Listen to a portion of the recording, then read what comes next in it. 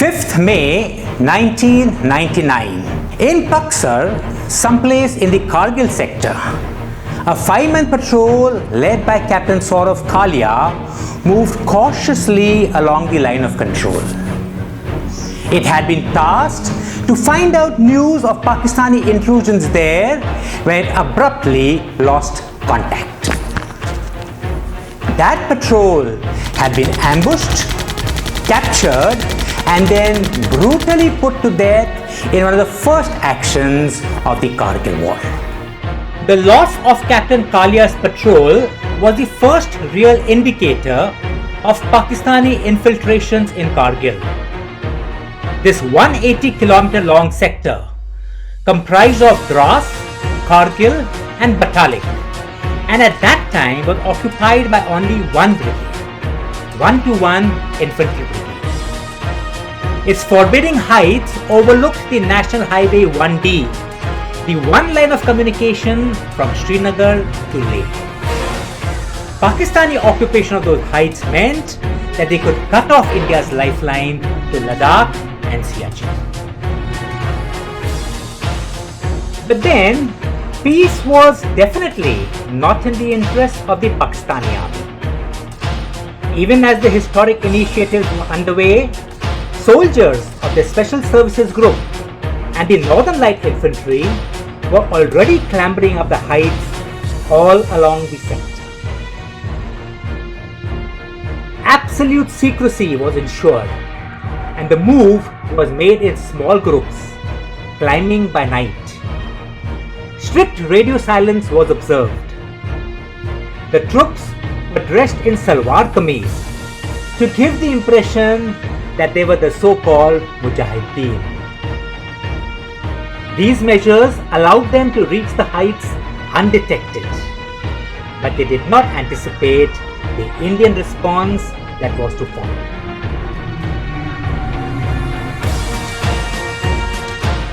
It was a huge intelligence failure that no information was received of the gathering storm by Indian agencies. Then, on 3rd May, a shepherd passed news of armed men in black uniforms at the Kargil heights.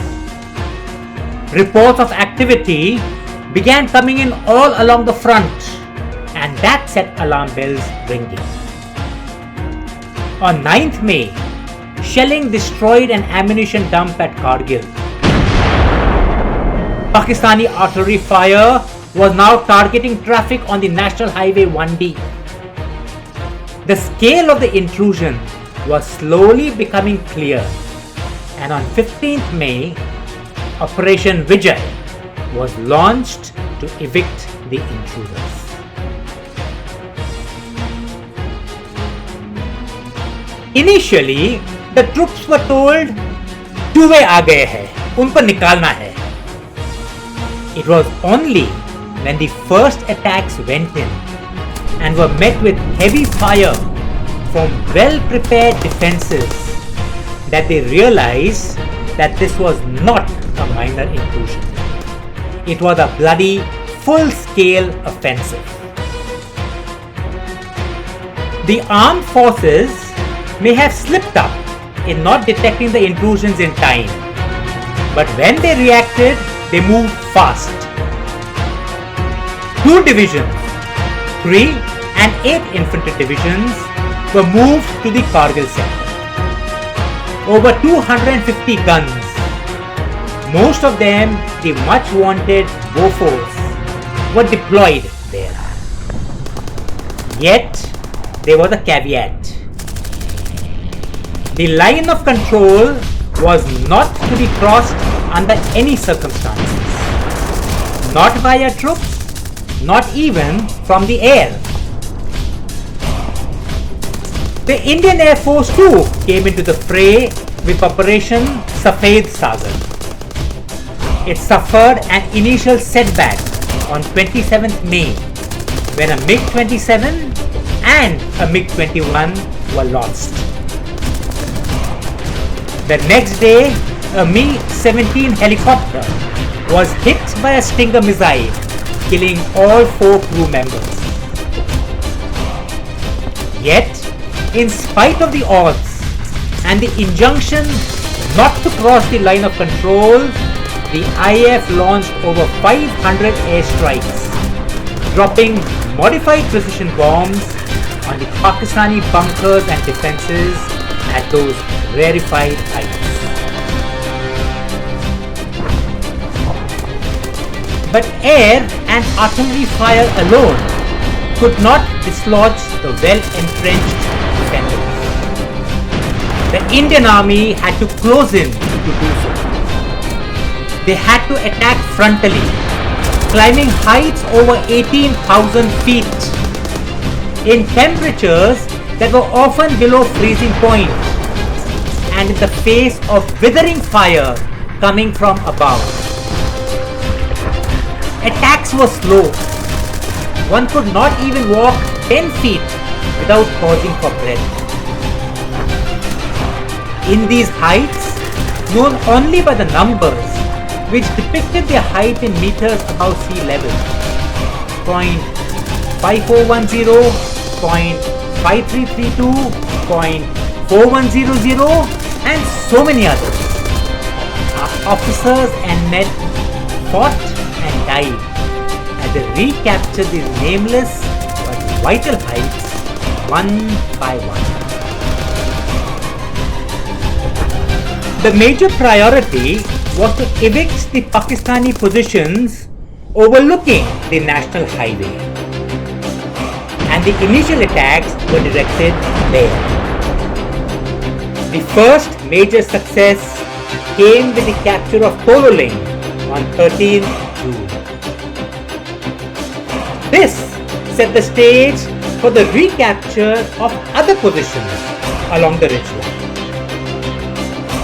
All along the front, from Yaldor, Batalik, Kaksar, Kargil and Dras, Indian attacks intensified as they closed in and regained the occupied positions.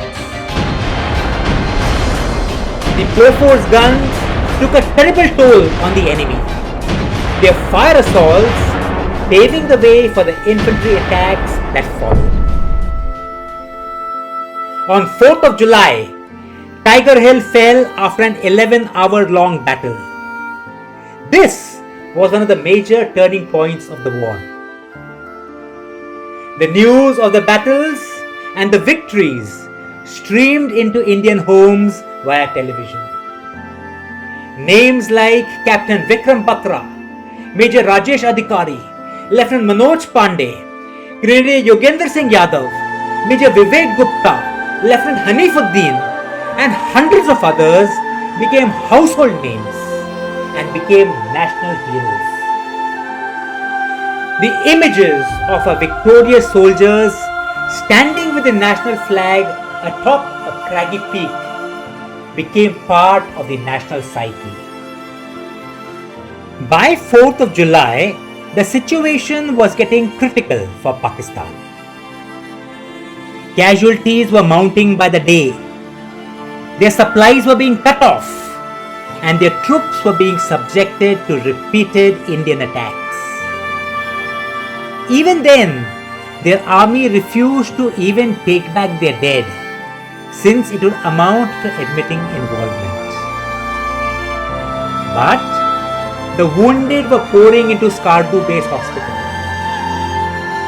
Slowly the news was leaking out of the debacle taking place at these heights.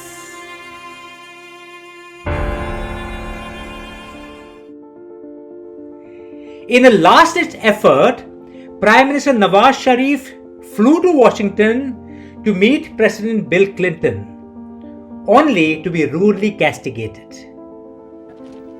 Faced with ignoble defeat, the Pakistanis started retreating, leaving their dead behind.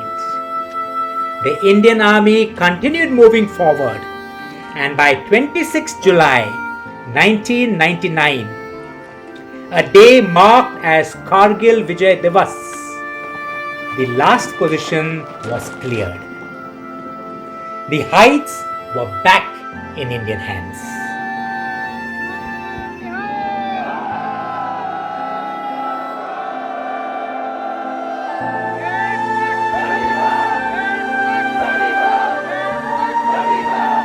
The Kargil War ended in a complete victory, but at a very high price. 527 officers and men died to plant a flag back on those heights. Scores more were wounded. As we commemorate Operation Vijay, we remember them all with gratitude and raise a small salute and a prayer for each one of them. For them and for all those who ensure that our flag continues to fly high, there and in each one of India's battlefields.